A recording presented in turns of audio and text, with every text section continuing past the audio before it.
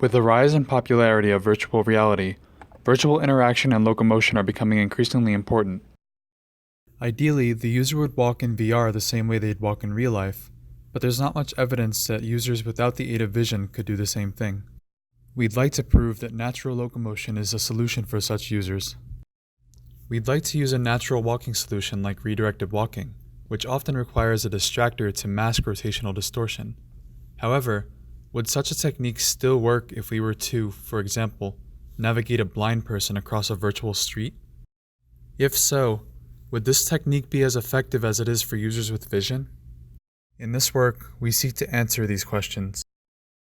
We conducted a user study that evaluates the utility of audio-only distraction and redirected walking by comparing the VR experience quality between users with or without vision and analyzing their performance across different navigational tasks. We perform a between-group study with 3 groups, one with only vision, one with only audio, and one with both audio and visual cues. For each group, we train them to navigate in VR and interact with a distractor. Then they complete 3 levels, filling out sickness questionnaires in between them. In the first training scene, the user is introduced to their virtual hands and moving in VR. The distractor is introduced in training scene 2. In language, infinitely many words can be... During the intermediate scenes, the user fills out a simulator sickness questionnaire, and they are given the description of the next level. The user selects responses using their own fingers. Before explaining the main levels, here's an overview of our system and our visualizer. This is the physical space that the user stands in.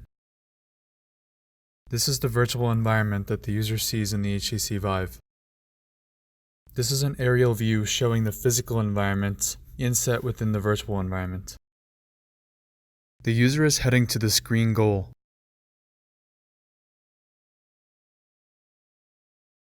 When the user is about to leave the track space, we spawn a distractor in the form of a red robot dog.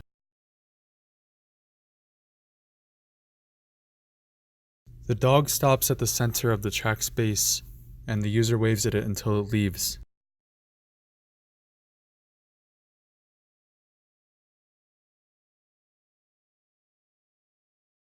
The distractor disappears, and the user's trajectory has been slightly offset.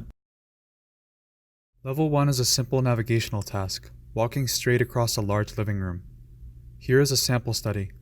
The only cues are the environment itself, the hands, the distractor, and the goal vocal cue. The room is about 20 by 20 meters in area. Level 2 is the environment used in the original redirected walking pilot study. The user presses 5 buttons in sequence. Here is a sample study. We add background noise, a success cue, and the task itself has become harder. The room is 8 by 21 meters.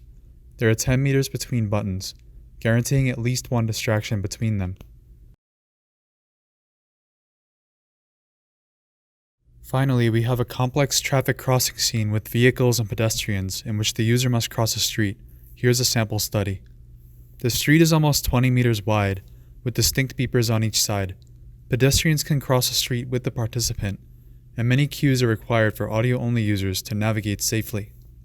The car engines and beeper noises are also required to localize one's position in the scene.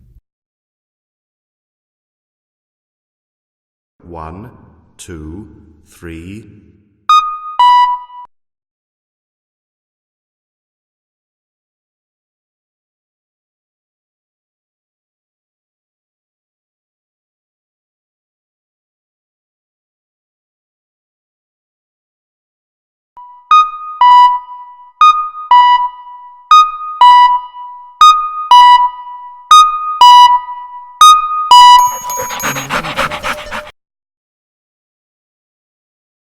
Infinitely many words can be written with a... Our results show that simulator sickness, sense of presence, and notice of rotational distortion do not seem to differ between groups. Thus, we believe that audio-only distraction is viable for completing navigational tasks. Also, audio-only users walked more slowly, and less of their completion time was spent being distracted, which we found to be correlated metrics. Finally, complex tasks like traffic crossing and obstacle avoidance can be completed with audio distractors, although audio-only users might require more training to complete these scenarios.